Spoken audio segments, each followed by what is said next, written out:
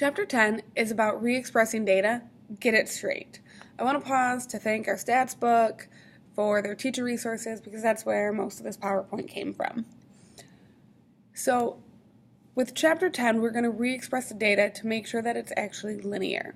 So getting straight to the point, we cannot use a linear model unless the relationship between two variables is linear. Remember that in a scatter plot, sometimes it can look linear, but then when you check the residual plot, it is actually not. So you always have to check your residual plot to make sure it's linear first. If your residual plot is not random, we're going to have to re-express our data, which can often save the day, by straightening bent relationships so that we can fit and use a linear model.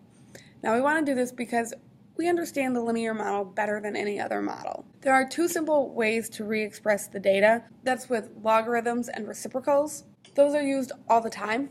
We re-express the magnitude of an earthquake, so that way we can use it on the Richter scale. We use a logarithm for that. That is re-expressing the data to make it more linear so it makes more sense to us. These are not the only two re-expressions, but we'll talk more about that in the next video. If we look at the relationship here between fuel efficiency and weight of late model cars, it looks pretty linear.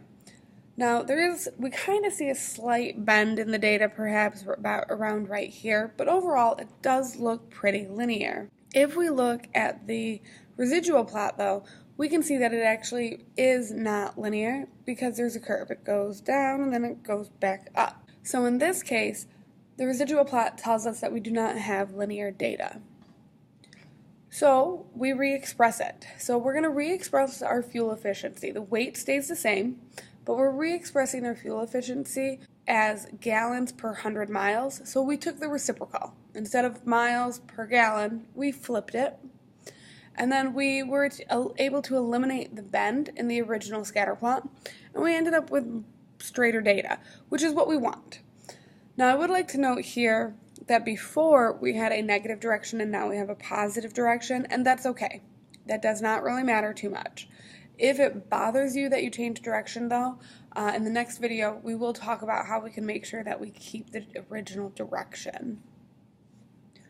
Now the fact that we have a straight scatter plot is important, but again we have to check our residuals. So if we look at this residual plot, we can see that it is completely random, so that means that the new model will be more reasonable to use. So there are four goals of re-expression. The first goal is to make the distribution of a variable, say in a histogram, more symmetric. We like symmetric data.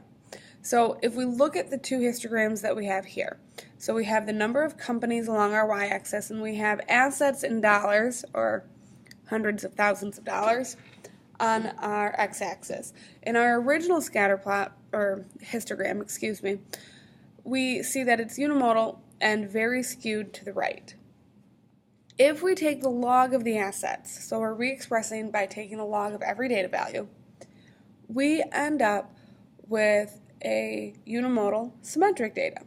We like when data is unimodal and symmetric because then we can apply the normal model. So again, this is one of the goals of re-expressing. It is helpful in this case. The second goal of re-expressing is to make the spread of several groups, maybe by looking at them using box plots, more alike. So even if the centers are different, that's okay, but we want to try and make the spreads a little bit more consistent. So we have different jobs and then their assets, and as you can see, the spreads are all over the place. And in fact, this one, not really useful to use a box plot at all, at least not on this scale. So if we take the log of the assets, when we wanted to compare, once we do this, we can see the spreads a lot better, and they become a little bit more consistent. You're still going to have some variation, but it becomes a little bit easier to make good comparisons this way. The third goal of re-expression is to make the form of a scatter plot more linear. So really, this is our biggest goal for this unit. We want to make the scatter plot linear. So again, if we look here where we have assets, on our y-axis and log of sales on our x-axis, we have curve data. If we take the log of our assets, so again we're re-expressing by doing a mathematical manipulation, we get a much straighter scatter plot, which means we can apply the linear model. Now it doesn't mean that it's necessarily going to be strong, but it does become more linear, which is what we want. The last goal of re-expression is to make the scatter in a scatter plot more evenly spread out. So instead of it being thick and having a lot of data values at one end, we want it to be more spread out. So we're using the same two scatter plots from the previous slide. So if you look at our original one, we have most of our data values are down here on the bottom left. Once we take the log of our assets, we can see that our data values are much more spread out, which again is what we want. I also want to take a moment right now and note that in each of the re-expressions that we saw, we re-expressed our y variable, and that's normally what you're going to do.